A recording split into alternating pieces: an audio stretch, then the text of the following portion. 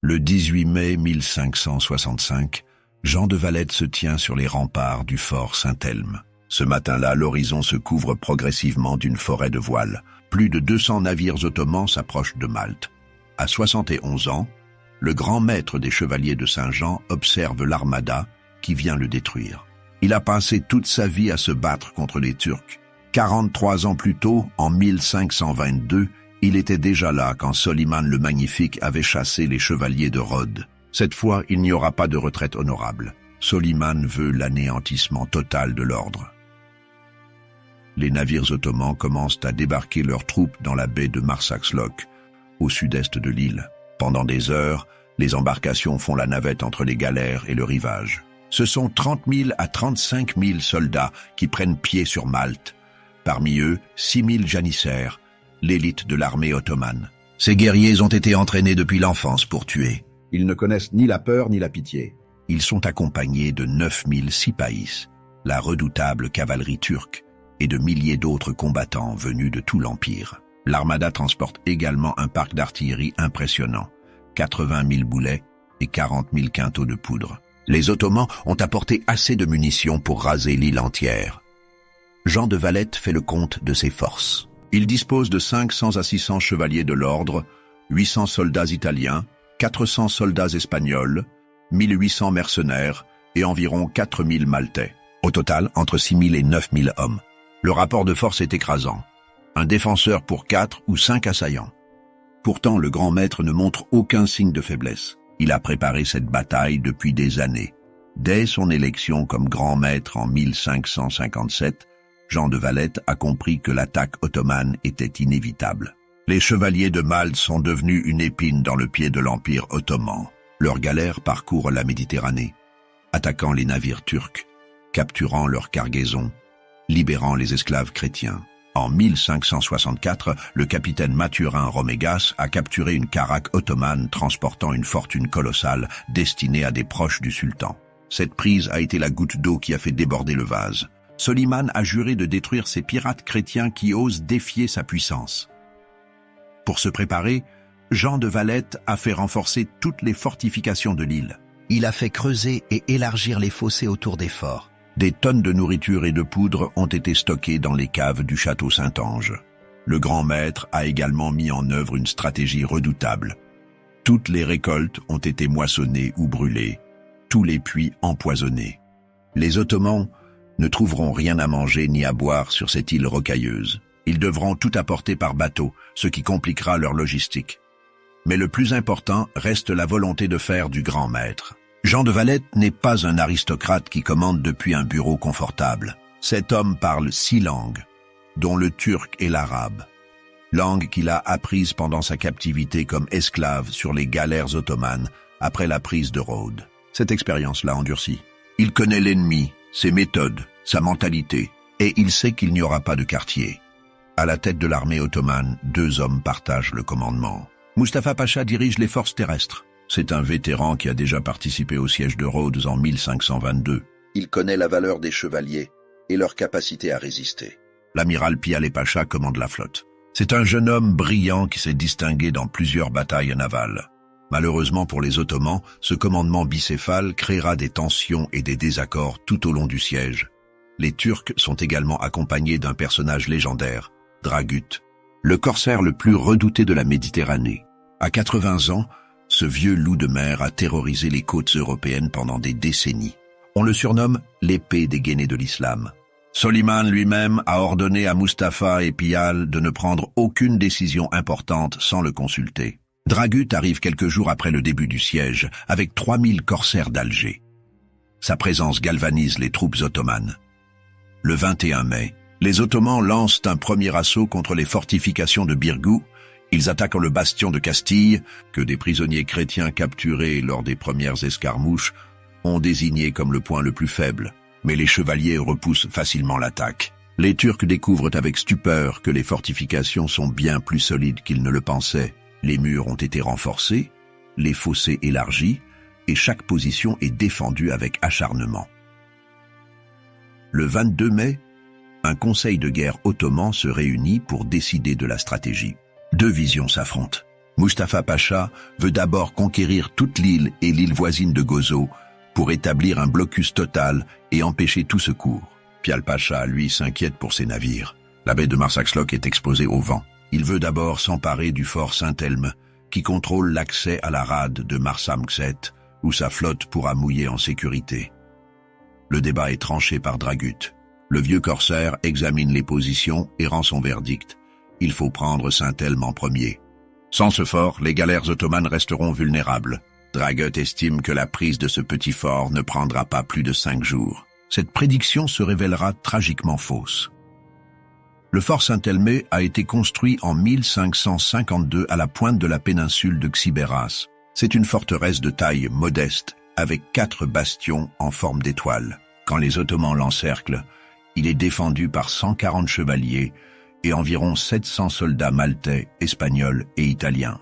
Le fort est isolé du reste des défenses, séparé par le grand port. Cette position le rend particulièrement vulnérable.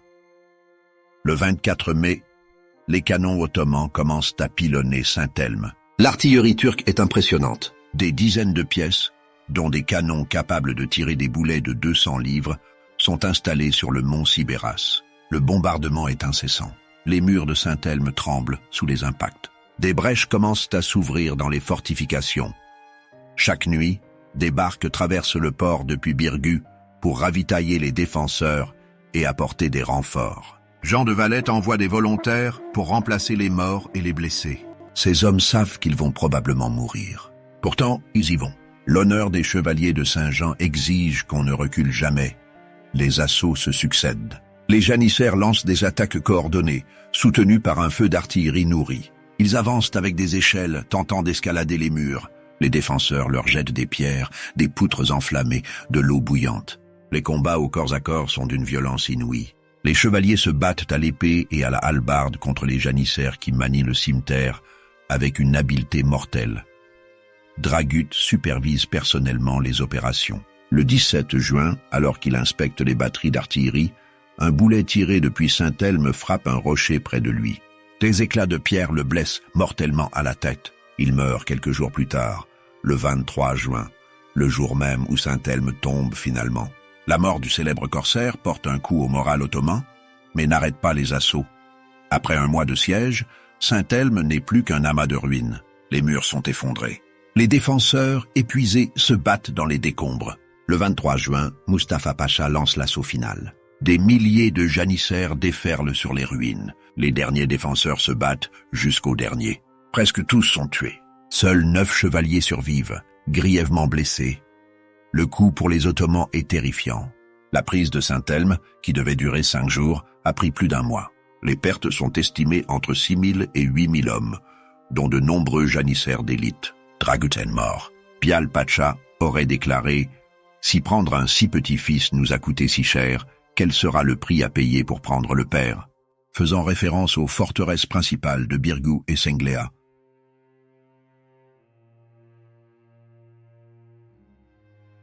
Pour terroriser les défenseurs, Mustapha Pacha fait décapiter et mutiler les cadavres des chevaliers. Il fait attacher leurs corps à des croix de bois qu'il fait flotter jusqu'à Birgu. La réponse de Jean de Valette est immédiate et terrible. Il fait exécuter tous les prisonniers turcs et charge ses canons avec leurs têtes. Les boulets de chair humaine s'abattent sur les positions ottomanes. Le message est clair, ce sera une guerre sans merci, sans pitié, sans quartier. Début juillet, les Ottomans repositionnent leur artillerie pour attaquer Birgu et Senglea. Plus de 100 canons sont maintenant braqués sur les 2 péninsules. Le bombardement commence. Jour et nuit, les boulets s'écrasent sur les murs. Le bruit est assourdissant. Les défenseurs vivent dans un enfer de fumée, de poussière et d'explosions. Mustapha Pacha a tiré les leçons de Saint-Elme. Il ne lancera plus d'assauts frontaux coûteux avant d'avoir suffisamment affaibli les défenses. Sa stratégie est d'user les défenseurs par un bombardement continu et des assauts calculés. Il compte sur l'épuisement, sur le manque de sommeil, sur la faim qui viendra inévitablement. La flotte de Pial Pacha complète le blocus. Les galères ottomanes patrouillent constamment au large, empêchant tout renfort de débarquer. Les Turcs contrôlent également les routes terrestres. Birgu et Senglea sont complètement isolés. Les défenseurs ne peuvent compter que sur eux-mêmes. Le 5 juillet, Mustapha Pacha lance un premier assaut majeur contre le fort Saint-Michel qui protège Senglea, les janissaires attaquant en masse, soutenus par l'artillerie. Les combats durent toute la journée. Les défenseurs repoussent vague après vague. Les morts s'accumulent des deux côtés. À la tombée de la nuit, les Ottomans se replient. Ils ont échoué. Le 15 juillet, les Turcs tentent une attaque par surprise. Ils préparent une opération combinée, une attaque frontale contre Senglea pour fixer les défenseurs et un débarquement à l'arrière de la péninsule pour les prendre en tenaille. Des centaines de soldats turcs embarquent sur des barques dans la baie de Marsa. Ils traversent discrètement vers Senglea. L'attaque frontale commence. Les défenseurs accourent sur les remparts. Mais Jean de Valette a des espions partout. Il est au courant du débarquement. Des archers et des arquebusiers chrétiens sont cachés derrière les palissades à l'arrière de Senglea. Quand les barques turques s'approchent, ils ouvrent le feu à bout portant. C'est un massacre. Les Turcs pris au piège dans leurs embarcations sont abattus par centaines. L'eau du port se teinte de rouge. L'attaque tourne au désastre. Au même moment, la cavalerie maltaise basée à Mdina, au centre de l'île, lance un raid audacieux sur le camp ottoman. Pendant que l'armée turque est occupée à attaquer Senglea, les cavaliers déferlent sur le campement mal gardé. Ils tuent les hommes de garde, incendient les tentes, détruisent les réserves de nourriture et d'eau. Le raid ne dure que quelques heures, mais les dégâts sont considérables. Averti de l'attaque sur son camp, Mustapha Pacha doit rappeler ses troupes en urgence. L'assaut sur Senglea est abandonné. Les Ottomans ont subi de lourdes pertes pour rien. Pire, leurs réserves sont détruites. Sur cette île aride où tout doit être apporté par bateau, c'est un coup dur. Les semaines passent. Les deux camps sont épuisés. Les défenseurs de Birgu et Senglea vivent dans les décombres de leur forteresse. Les murs sont criblés de brèches. Les tours s'effondrent sous les coups de canon. Mais ils tiennent. Chaque nuit, ils réparent tant bien que mal les murailles avec des débris, des poutres, tout ce qu'ils trouvent. Jean de Valette est partout. À 71 ans, il refuse de rester à l'abri. Il inspecte les positions, encourage les hommes, se bat aux côtés de ses chevaliers. Plusieurs fois, il prend lui-même les armes pour défendre une brèche. Sa présence galvanise les défenseurs. Si le grand maître se bat, comment pourrait-il abandonner? Les femmes et les enfants de Malte participent également à la défense. Les femmes apportent des munitions, soignent les blessés, jettent des projectiles sur les assaillants. Les enfants servent de messagers, courant d'un bastion à l'autre sous le feu ennemi. Toute la population est mobilisée. C'est une question de survie. Les Ottomans aussi souffrent. La chaleur de l'été maltais est accablante. Les soldats turcs, lourdement armés, s'épuisent sous le soleil. L'eau manque cruellement. Les puits de l'île sont empoisonnés. Il faut tout apporter par bateau depuis la Sicile ou l'Afrique du Nord. Les maladies commencent à se propager dans le camp. La dysenterie fait des ravages. Mi-août, Mustapha Pacha décide de jouer le tout pour le tout. Il prépare un assaut général massif. Des tours de siège sont construites. Des mines sont creusées sous les murs pour les faire sauter. Des milliers de janissaires sont rassemblés pour l'attaque finale. Le pacha ottoman sait que le temps joue contre lui. L'été s'achève. Bientôt, les tempêtes automnales rendront la navigation dangereuse. Il faut en finir. Le 18 août, l'assaut commence à l'aube. Les canons ottomans tirent sans discontinuer. Les murs de Birgu et Senglea s'effondrent sous les explosions.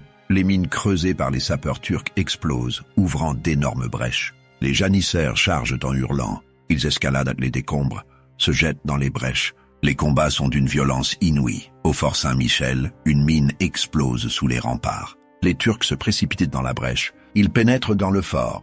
Pendant quelques minutes terribles, tout semble perdu. Mais Jean de Valette arrive en personne avec des renforts. Le grand maître, épée à la main, se jette dans la mêlée. Les chevaliers le suivent. Il repousse les janissaires hors du fort. La tour de siège ottomane est détruite par un tir d'artillerie bien ajusté. Elle s'effondre, écrasant des dizaines de soldats turcs. Le 19 août, les assauts continuent. Les défenseurs sont au bord de l'effondrement. Ils n'ont presque plus de poudre. Les réserves de nourriture s'épuisent. Beaucoup sont blessés. Tous sont épuisés, mais ils tiennent encore. Le neveu de Jean de Valette est tué en défendant une position. Le grand maître cache sa douleur et continue à commander. Le 20 août, une autre attaque massive est lancée. Cette fois, les Ottomans sont eux aussi au bout de leurs forces. Les janissaires chargent mollement. L'artillerie turque tire moins, les munitions commençant à manquer. La nuit tombe, les deux camps se replient. On ne compte plus les morts. Depuis le début du siège, Jean de Valette supplie l'Europe de l'aider. Il envoie message sur message au roi Philippe II d'Espagne. au pape, au prince chrétien. Malte est le dernier rempart entre l'Empire ottoman et l'Europe occidentale. Si l'île tombe, la Sicile sera la prochaine cible, puis l'Italie. Les Turcs pourront déferler sur toute la Méditerranée, mais l'Europe hésite. La France, alliée traditionnelle de l'Empire ottoman, ne bougera pas. Les États italiens sont divisés, certains préférant préserver leurs intérêts commerciaux avec les Turcs. Le pape envoie de l'argent, mais pas de soldats. Seul Philippe II d'Espagne promet des renforts. Mais le vice-roi de Sicile, Don Garcia de Tolède, traîne les pieds. Il rassemble des troupes lentement, trop lentement. Pendant ce temps, à Malte, la situation devient désespérée. Début septembre, les défenseurs n'ont presque plus de munitions. Les fortifications ne sont que ruines. Les hommes valides se comptent sur les doigts d'une main. Jean de Valette sait qu'il ne pourra pas résister à un nouvel assaut majeur. Mustapha Pacha le sait aussi. Le commandant ottoman prépare une dernière attaque générale. Si elle échoue, il devra lever le siège avant que les tempêtes d'automne n'emprisonnent sa flotte. C'est maintenant ou jamais. Le 7 septembre, veille de la fête de la Nativité de la Vierge, les Ottomans lancent leur assaut final. Toutes les forces disponibles sont jetées dans la bataille. Les janissaires se précipitent contre les murailles en ruine. Les défenseurs, épuisés, font face. Les combats font rage toute la journée. Puis, dans l'après-midi, une rumeur se répand dans le camp ottoman. Des navires ont été aperçus au large. Des navires chrétiens. Les renforts espagnols arrivent enfin. Mustapha Pacha ordonne à une partie de ses troupes de se replier pour faire face à cette nouvelle menace. Le 8 septembre, une flotte de 95 galères débarque 9500 soldats frais dans la baie de Melilla, au nord de l'île. Ce sont principalement des tercios espagnols, l'infanterie la plus redoutée d'Europe. Ils sont commandés par Ascanio de la Corna. Les troupes débarquent rapidement et marchent vers le camp ottoman.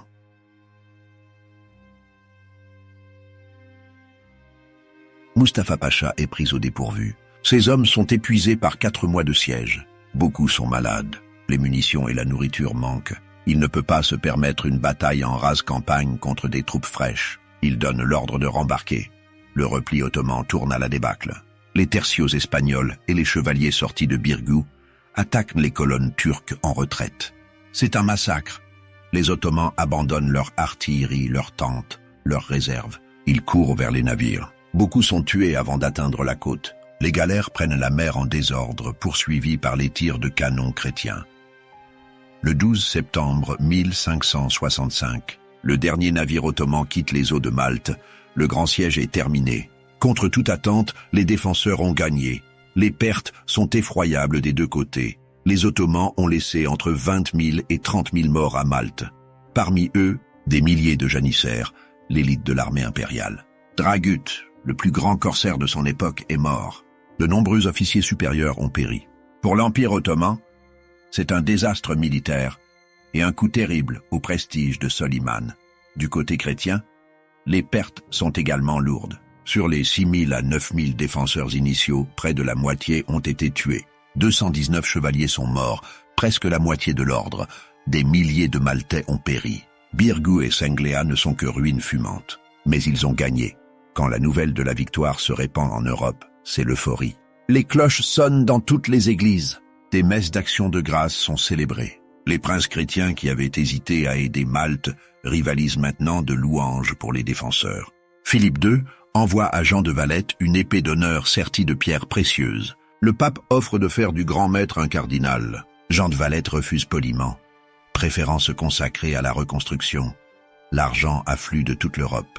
Les dons permettent de reconstruire les fortifications. Jean de Valette supervise la construction d'une nouvelle ville fortifiée sur le mont Xibéras, là où se trouvait le fort Saint-Elme. La ville est baptisée Valletta en son honneur. Elle deviendra la capitale de Malte.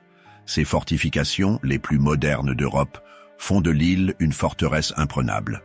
Pour l'Empire ottoman, la défaite de Malte marque un tournant. L'expansion turque en Méditerranée occidentale est stoppée. Plus jamais l'Empire n'attaquera Malte. Soliman le Magnifique, humilié, meurt l'année suivante en 1566 lors d'une campagne en Hongrie. Son successeur devra faire face à de nouveaux défis et abandonnera les rêves de conquête de son père.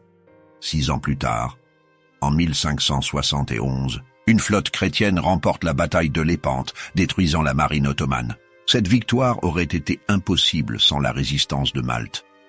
Les chevaliers de Saint-Jean participent à la bataille avec leurs galères. Ils sont désormais connus et respectés dans toute l'Europe comme les sauveurs de la chrétienté. Jean de Valette ne profite pas longtemps de sa gloire. Il meurt en 1568, à l'âge de 74 ans, d'une attaque cérébrale. Il n'aura pas vu l'achèvement de la ville qui porte son nom. Son corps est enterré dans la co-cathédrale Saint-Jean de la Valette, où il repose encore aujourd'hui. Sa tombe est simple, sans ornement excessif comme l'était l'homme.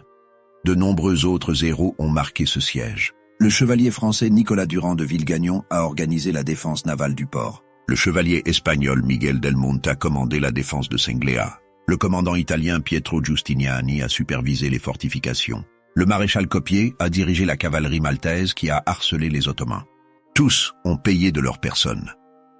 Mais les véritables héros sont les défenseurs anonymes, les soldats qui sont morts sur les remparts de Saint-Elme, les chevaliers qui ont tenu les brèches contre les janissaires, les Maltais qui ont défendu leur île, les femmes qui ont soigné les blessés, les enfants qui ont apporté les munitions. Ce sont eux qui ont arrêté l'Empire ottoman.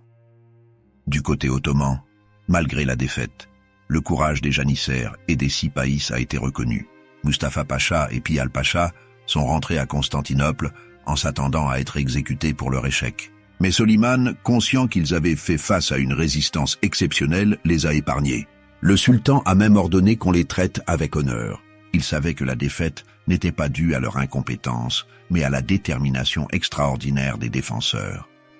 Le grand siège de Malte reste l'une des batailles les plus extraordinaires de l'histoire. Comment quelques milliers d'hommes ont-ils pu résister pendant 4 mois à une armée qui les dépassait de 5 contre 1? Plusieurs facteurs expliquent cette victoire improbable. D'abord, les fortifications. Jean de Valette avait fait renforcer toutes les défenses avant le siège. Les forts de Malte étaient parmi les plus modernes d'Europe, avec des bastions conçus pour résister à l'artillerie. Ces fortifications ont permis aux défenseurs de compenser leur infériorité numérique. Ensuite, la géographie. Malte est une île rocheuse, aride, sans eau douce. Les Ottomans devaient tout apporter par bateau, ce qui compliquait leur logistique. Jean de Valette avait aggravé la situation en empoisonnant les puits et en détruisant les récoltes. Les assiégeants ont autant souffert de la soif et de la faim que les assiégés. Le commandement divisé des Ottomans a également joué un rôle. Mustapha Pacha, Pial Pacha et Dragut n'étaient pas toujours d'accord sur la stratégie. Cette désunion a causé des retards et des erreurs. À l'inverse, Jean de Valette exerçait un commandement unique et incontesté. Mais le facteur décisif fut la détermination des défenseurs. Les chevaliers de Saint-Jean se battaient pour leur survie. Ils savaient qu'en cas de défaite, ils seraient tous massacrés. Les Maltais défendèrent leurs terres, leurs familles. Cette motivation a créé une volonté de résistance que les Ottomans, malgré leur supériorité numérique et leur courage, n'ont pas pu briser. Le siège a également démontré l'importance du timing en stratégie militaire. Le sacrifice des défenseurs de Saint-Elme, qui ont résisté 1 mois au lieu des 5 jours prévus, a changé le cours du siège. Ce mois perdu a été fatal aux Ottomans. Il leur a fait perdre l'élément de surprise, a épuisé leurs troupes d'élite et a donné le temps aux renforts espagnols de se préparer. Le grand siège de Malte a eu des conséquences qui ont dépassé largement le cadre militaire. Sur le plan politique, la victoire a renforcé le prestige de l'Espagne et du pape. Elle a démontré que l'Empire ottoman pouvait être vaincu. Cette révélation a changé l'équilibre des pouvoirs en Méditerranée. Sur le plan militaire, le siège a montré l'efficacité des nouvelles fortifications bastionnées contre l'artillerie. Les ingénieurs militaires européens ont étudié les défenses de Malte et les ont copiées partout. Le modèle des fortifications maltaises a influencé l'architecture militaire pendant des siècles. Sur le plan culturel, le siège est entré dans la légende. Des dizaines de livres, de tableaux, de poèmes ont célébré les héros de Malte. L'ordre de Saint-Jean, qui était en déclin après la perte de Rhodes, a retrouvé son prestige. Il est devenu un symbole de résistance chrétienne face à l'expansion musulmane. Pour Malte elle-même, le siège a marqué le début d'une ère de prospérité. La nouvelle ville de Valletta est devenue un joyau architectural. Les palais des chevaliers, les églises, les fortifications font encore aujourd'hui l'admiration des visiteurs. L'île est devenue un centre culturel et commercial important en Méditerranée. Le grand siège a également cimenté l'identité maltaise. Les habitants de cette petite île ont prouvé qu'ils pouvaient se battre aux côtés des plus grands guerriers d'Europe. Cette fierté collective perdure jusqu'à aujourd'hui. Chaque année, des cérémonies commémorent les héros de 1565. Le 12 septembre 1565, quand le dernier navire ottoman disparaît à l'horizon, les défenseurs de Malte contemplent les ruines de leur ville. Birgu et Singléa ne sont que décombres. Des milliers de morts jonchent les remparts. La victoire a un goût amer. Mais ils ont gagné. Cette bataille aurait dû être perdue d'avance. Sur le papier, les Ottomans avaient tous les avantages. La supériorité numérique écrasante, la meilleure artillerie, les troupes les plus redoutées du monde, des commandants expérimentés. Les défenseurs n'avaient que leurs murs, leur courage et leur détermination à ne jamais abandonner.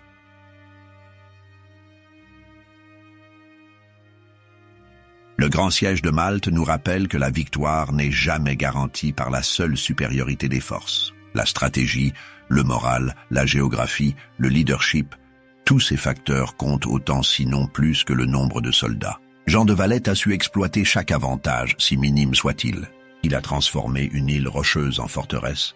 Il a transformé des hommes ordinaires en héros. Cette bataille a changé le cours de l'histoire. Si Malte était tombée, l'Empire ottoman aurait pu conquérir la Sicile, puis l'Italie. Le cœur de l'Europe aurait été menacé. Au lieu de cela, l'expansion ottomane a été stoppée. La Méditerranée est restée divisée entre chrétiens et musulmans. Cette division allait durer des siècles. Le siège de 1565 reste une source d'inspiration. Il montre que face à un ennemi apparemment invincible, la résistance est possible. Que quelques hommes déterminés, bien commandés, peuvent accomplir l'impossible. Que la foi en sa cause, qu'elle soit religieuse, patriotique ou simplement le désir de protéger les siens, peut donner la force de tenir quand tout semble perdu. Aujourd'hui, quand on visite La Valette, on peut encore voir les fortifications construites après le siège. On peut marcher sur les remparts où se sont battus les chevaliers. On peut visiter la co-cathédrale où repose Jean de Valette. Ces pierres racontent l'histoire de ce jour où 700 chevaliers ont défié un empire. De ce jour où Malte a sauvé l'Europe.